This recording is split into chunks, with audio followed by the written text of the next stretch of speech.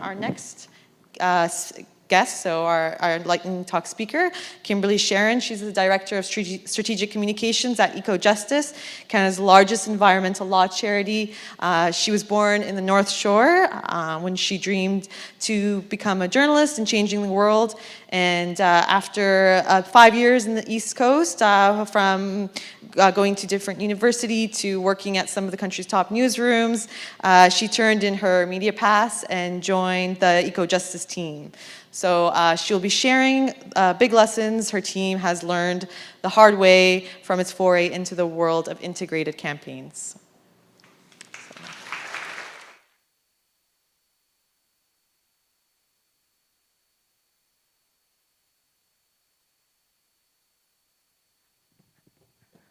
Okay, so hi everyone. I feel like we've been sitting for a long time, so why don't we get everyone to stand up?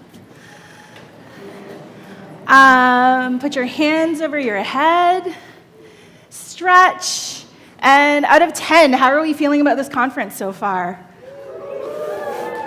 I feel like that was kind of low energy. Let's give it one more woo. Okay, awesome. Now, everyone who is standing, I'm curious to know who we have in the room. How many of you right now are at an organization or working with organizations that are doing integrated campaigns? So stay standing if that's you, and sit down if that isn't you.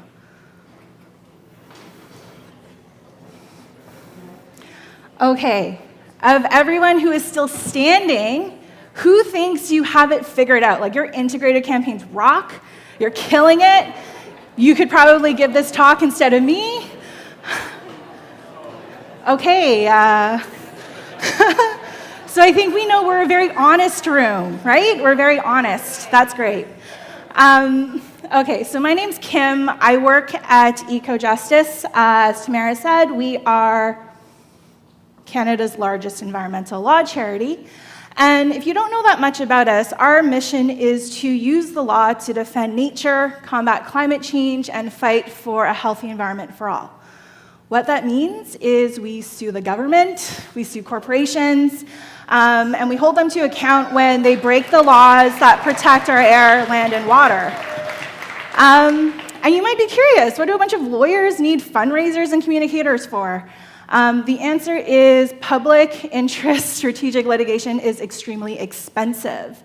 And we are trying to take on really big fights against really powerful interests. And what that means is we need the best lawyers, we need the best fundraisers, and we need the best communicators all working together. So for us, integrated campaigns are really mission critical. They're not optional. Like, we need to do them in order to achieve our mission. Unfortunately, the road getting there and trying to figure out this question has been really tough because, as we've heard from all the great talks today, we're dealing with silos, we're dealing with lack of resources, we're dealing with constant demands on our time, our energy, and it can be really hard to create the space to think about how do you actually begin the work of building integrated strategies and of building integrated campaigns.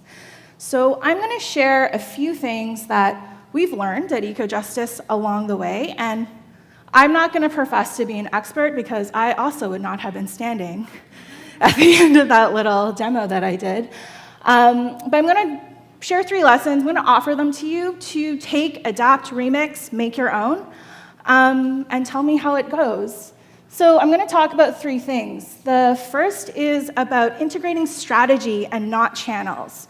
So it's been a long day, and if you take nothing else away from this presentation but this, please make it that multi-channel campaigns are not the same thing as integrated campaigns. And that's a really important distinction to bear in mind. The second is you should build an engagement model if you do not already have one. We only started doing this work maybe 6 months ago, and I cannot tell you how game-changing that has been. I can no longer think about an Ecojustice that did not have an engagement model. That's how critical it's been to our work. And the last thing is, I think, solid advice for anyone who lives in this world, but you need to get clear on who does what and when. So the first thing I'm going to talk about is integrating your strategy. So if you want to do an integrated campaign, you need to be thinking about how you integrate your strategy. And I'm going to borrow a term that I read in a report by Sea Change Strategies, I think. They do a lot of really interesting capacity building and consulting with organizations. And they talk about this thing called the golden trio. And that's essentially your programs, your communications, and your fundraising. And they talk about how important it is for all of those three streams to be working together.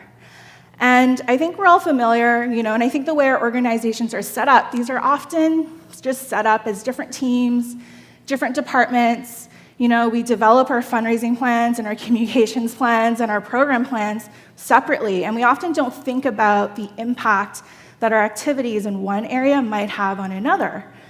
And then, year end comes around, or we see a big opportunity to run an advocacy campaign, and we're like, we're just going to take all of that stuff, we're going to mash it together, and it'll be great. And usually, it's not. It usually doesn't work the way we think it will. And that's because Ryan and Shoni talked in their talk about how when it comes to execution on the digital end, we often think of all of these things as different tactics, and we're not thinking about how all those pieces actually work together. If you're able to build an integrated strategy, it's going to help your ability to actually deliver an integrated campaign where your tactics actually speak to one another and are mutually supportive. The work of actually starting those conversations within your organization, though, I acknowledge can be really challenging because I think all of us know, so I run our comms department at Ecojustice. We are constantly checking the news cycle. We're seeing what crazy thing Jason Kenney wants to do now. He wants to, start a $30 million war room against environmental organizations. That's really cool.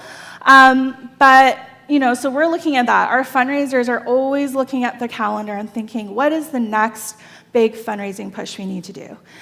And our lawyers are just like, what's the next lawsuit we're going to do? And we often go to our teams, we're doing our work, and we don't talk to each other about what is the most important thing we're working on, where are there opportunities for us to actually work together, because in the end, we actually all want the same thing. We're all there in service of our mission. We're all there because we want to protect the environment. And we all have a really important role to play in actually making that happen, right? We can't do our lawsuits if we haven't raised the money. And when we win in court or we're doing a lawsuit, if we're not telling that story in the press, no one's going to know about it. And then we're not able to raise more money, so we can't do more lawsuits, and so forth and so forth.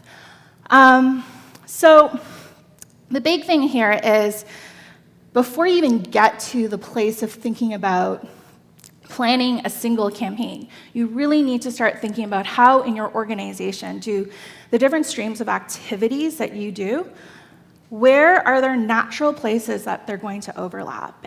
And my guess is many people in this room probably work in communications or work in fundraising. Is that true? Who's a fundraiser?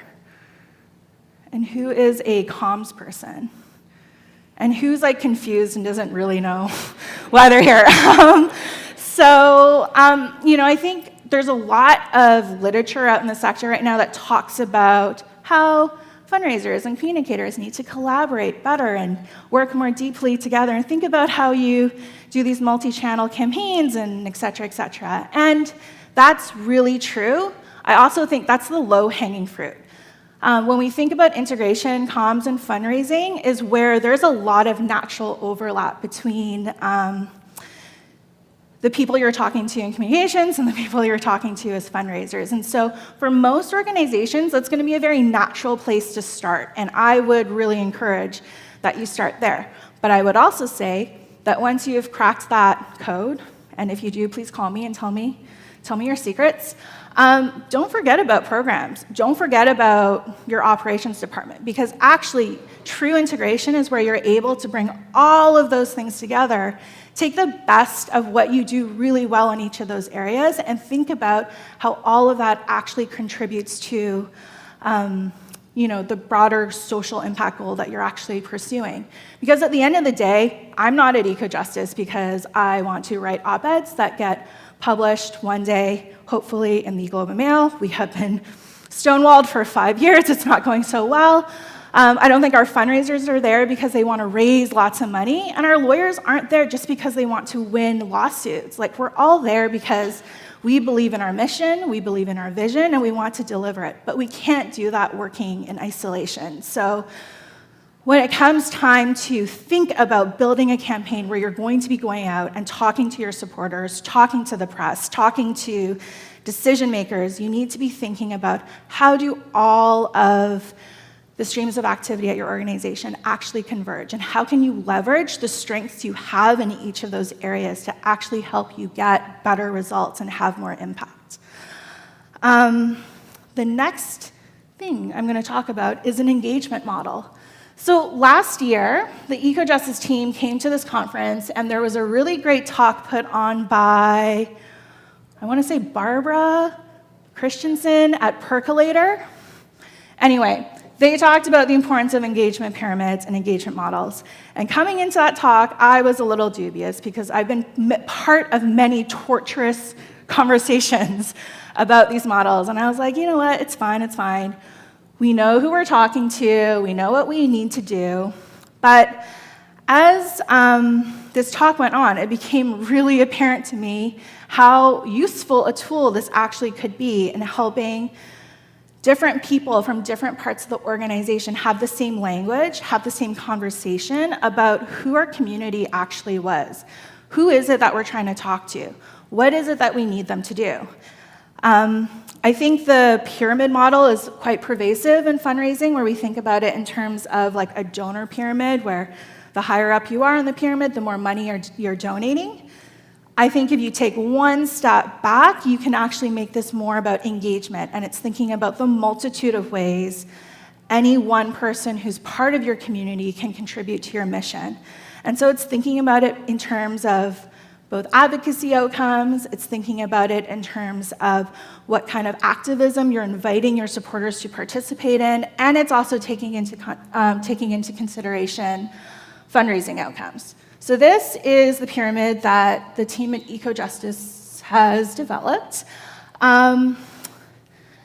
It looks very simple now that I'm seeing it up on this big screen, but there were many, many, many conversations that actually went into deciding what went on which level.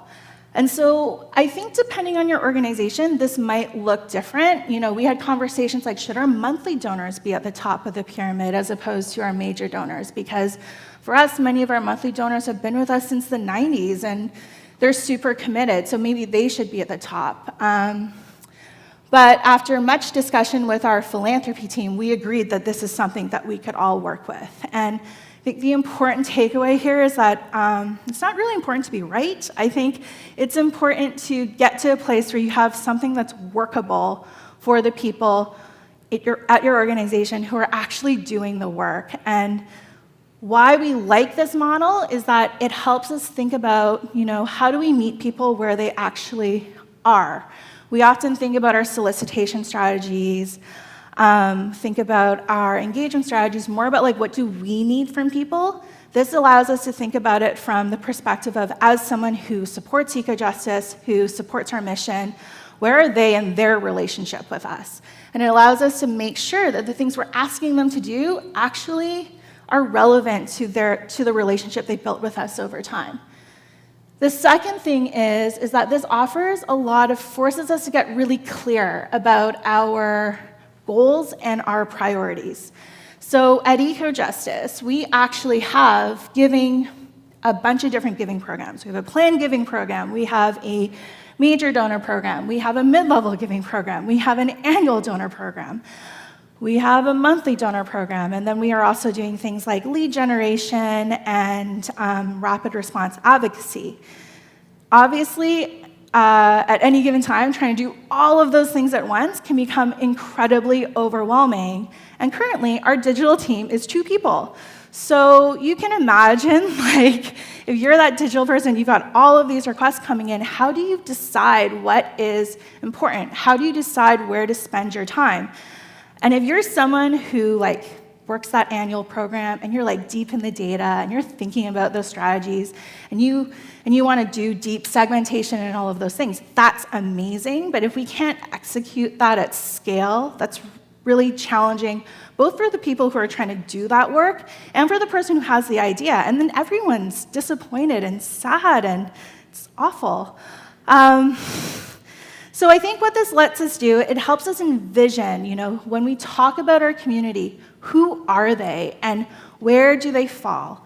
And, by setting, we're about to go into budgeting for our next fiscal year, and so we've committed, and I'll let you know if this works, but we've committed to setting some really, really high-level KPIs for each of these levels.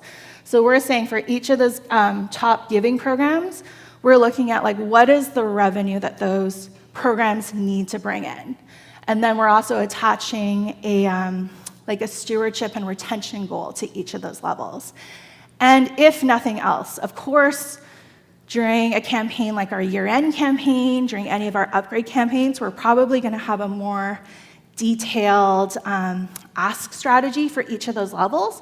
But on the year, when we are pushing out breaking news, when we are launching new lawsuits, we don't have the luxury of being able to parse it out at such detail. So if nothing else, if we know what our goal needs to be revenue-wise on the year, if we know what our stewardship priority is for that group of people, that helps us make quicker decisions and also ensure that there's consistency through the year, through all of the tactics and the strategies that we're actually employing, so that when we come back and evaluate what it is that we're doing, we're not comparing apples to oranges.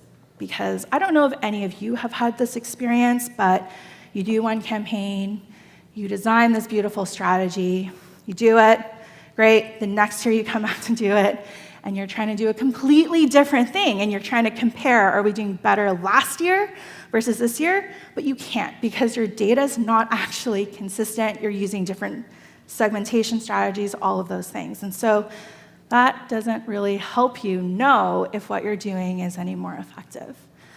And the other piece that we really like this model for is actually brokering buy-in across teams. So this is something that our program teams look at, it's something that our fundraising team looks at, and it's something that our comms and digital team looks at. And that's really important because it gives us a common language and it gives us a common framework to be making decisions, to be running our ideas through, and envisioning who the people are that we're actually talking to. And often, I think the most valuable thing that this can do is actually just offer context to the work that you're trying to do within an organization, where that sits with the bigger organization and all the people it is that we're talking to. We're now in meetings where inevitably at some point, someone's like, let me pull up our pyramid and let's all look at it together. And then we look at it and we're like, yes, I think it's really clear our priority needs to be A, then B, then C. And we all sit around and we say, yes, yes. And then we go build our strategy and we execute it. And all of that becomes just a lot easier and more enjoyable to work with. Okay, the third thing I'm going to talk about is Darcy charts. How many of you are familiar with Darcy charts? Not that many. Okay, so I hope if you take this away and it changes your life. So when you're working across teams, so when you're working with people who are on your program teams, on your fundraising teams, and on your communications team, chances are the people coming to the table have different work norms, they have different styles of collaboration, they have different subcultures, and sometimes it's like you're all talking different languages and you all have different ways of relating to one another and working together. And that becomes really challenging when you're trying to execute on an integrated campaign. Because when people do not have clarity about their roles, about their responsibilities, and about their deadlines, inevitably things are just going to fall apart. So, starting a project with good intentions, but fuzzy roles, responsibilities, and timelines, just don't do that. Instead, make a Darcy chart. There's a lot of information on the internet about how the Darcy accountability model works. But essentially what it is you take every task within your campaign plan or your campaign timeline, and you decide who is the person for this one task. So say writing the content for your email series. Who is the decision maker? And all of these can only be like one person. Who is your decision maker? Who is actually accountable for making sure that this work gets done? Who's responsible for actually doing the writing or the drafting? Who needs to be consulted? And who needs to be informed? And what this does, when you do this at the outset of your project, is it makes it really clear whose job it is to do what and when, and on what kind of timeline. And when you're doing an integrated campaign, typically you have lots of different moving pieces, you have lots of different people involved, and having all of this laid out, usually in an Excel file, very cleanly, makes it really clear what the expectations are for everyone who's involved with that project. And I'm sure we've all had that experience where, you start a project, you're really excited, and once you get started, though, a deadline gets missed here, a deadline gets missed there, and next thing you know, you're 2 weeks out, and everyone's sort of in panic mode and like mad at somebody else, and everyone's like, okay, we just got to get the work done. That's all that matters. You get the campaign finished, you close it, and you're like, let us never speak about this again. I feel like this is the experience of many people who've ever worked on a year-end campaign. We're like, nope, that October to December blocked it from my memory. I would offer that a Darcy chart can really help. We've been using this now for the last big campaign we've run, and it's actually been like the smoothest campaign we've ever deployed and rolled out into the world, and it has been amazing. Yeah, so I would suggest that for sure. So I'm going to come back to this concept of integration and how this is a little bit different from just like a multi-channel approach where you're putting out your stuff on your website, on Facebook, on email, on mail, on phone, through the press. I think that when we think about how organizations consider how they evaluate their impact in the world, we often look at it through the sort of like functional outputs of our different departments, right? So your fundraising team measures their success through dollars raised, through donor retention. Your ops team and your HR team might look at something like employee retention. Your comms team is going to look at like media hits or owned press impressions. And your program teams at Ecojustice, we might look at things like how many lawsuits did we launch and how many did we win. And those are all great because when you put it in an annual report, it looks great. It looks like you're doing a lot of important sounding things. But the reality is you could be killing it in all 4 of those areas and you can still not be achieving your mission, right? And at Ecojustice, we often talk about how our goal is to not have to exist anymore. We would love if we didn't have to sue the Prime Minister every time he broke a law. But the reality is that's not the case. We're probably going to have a lot of work to do for many years. And so given that, unless we want to have to keep doing the same things, we're going to have to think about how we deliver our work as an organization a little bit differently. And that's really where this idea of integration comes in. We know that there are constraints on the resources that are available to us. So the answer isn't always going to be to grow bigger or to do more lawsuits or to raise more money. Because at the end of the day, we can do that and we can still not be any further ahead than where we were when we started. And so I think what this requires for us to do at Ecojustice, I think what it requires of us to do as a sector is to think about how we work not just bigger and like bolder, but to think about how we work smarter. And I think the answer to that really lies in integration. So for example, now when we sit down to build out a comm strategy, we're not thinking about it in terms of like, how many outlets do we want to be in, and like how many emails are we going to send, and maybe we should try to get so-and-so on this talk show. We're thinking about it in terms of like, what's our goal out in the world with this particular case? We want to convince this one person to make this one decision, and then we think about who are the people they're listening to, right? So they're going to get pressure from the press, they're going to get pressure from their constituents, they're going to get pressured through the courts. And then we start to build out across all of those areas, what are the things that we need to deploy? And for every case and for every campaign, that's going to look a little bit different because you might be working in a different region. You're going to be working with a different government decision maker who may be more or less receptive to public pressure tactics.